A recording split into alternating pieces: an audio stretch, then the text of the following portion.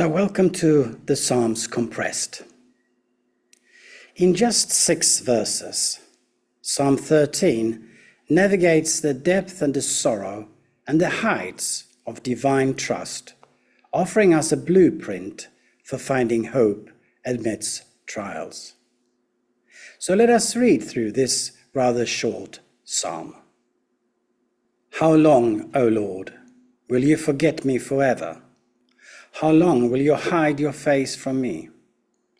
How long must I bear pain in my soul and have sorrow in my heart all day long? How long shall my enemy be exalted over me?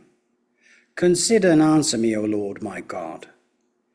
Give light to my eyes, or I will sleep the sleep of death, and my enemy will say, Have I prevailed? My foes will rejoice because I am shaken. But I trusted in your steadfast love. My heart shall rejoice in your salvation. I will sing to the Lord because he has dealt bountifully with me. How often do we pray like this? How often do we cry out to God like this? How often are we so honest before God? But I am sure that you have felt like this before, at some times in your life. And perhaps you have cried out, How long?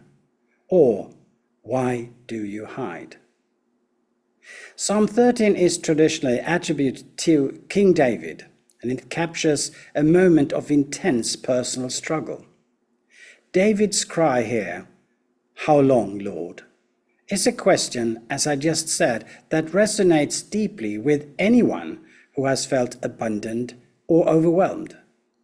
4 times in the first 2 verses, David he asks, How long? Highlighting his deep sense of impatience and of pain. The question we can ask, is it okay to be impatient? David he feels forgotten by God and expresses his anguish very openly. He is not afraid to shout out his doubts and his fears. And this honesty in prayer is a vital lesson for all of us. I think, without knowing for sure, but we often feel the need to mask our true feelings. But God, you see, he invites us to bring our whole selves to him, including our despair and our frustration. David's plea is direct and urgent. Consider and answer me, O Lord my God. Give light to my eyes, or I will sleep the sleep of death. He acknowledges his vulnerability and dependence on God's intervention. This teaches us the importance of acknowledging our need for God, particularly when we feel that we are in the end of our strength. And despite his anguish, David makes a profound declaration. This shift from despair to trust is the heart of this psalm.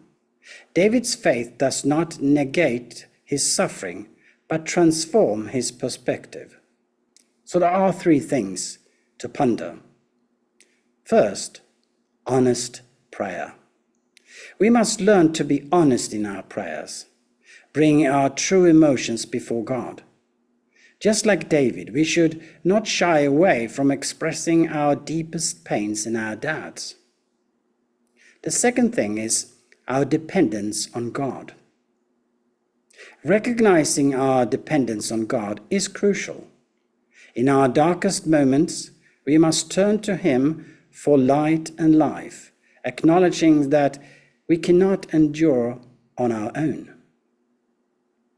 The third thing is to trust in God's unfailing love. Even when circumstances do not change immediately, we can choose to trust in God's unfailing love. Trust is not about ignoring the problems, but about believing that God's goodness will prevail. Praising God in the midst of trials is a powerful act of faith.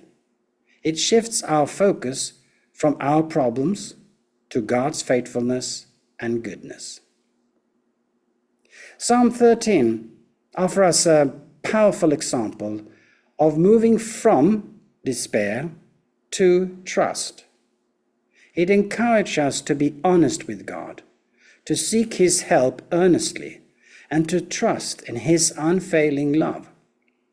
And as we face our own trials, I hope that we can be like David, to find strength to declare, "I will sing the Lord's praise, for He has been good to me."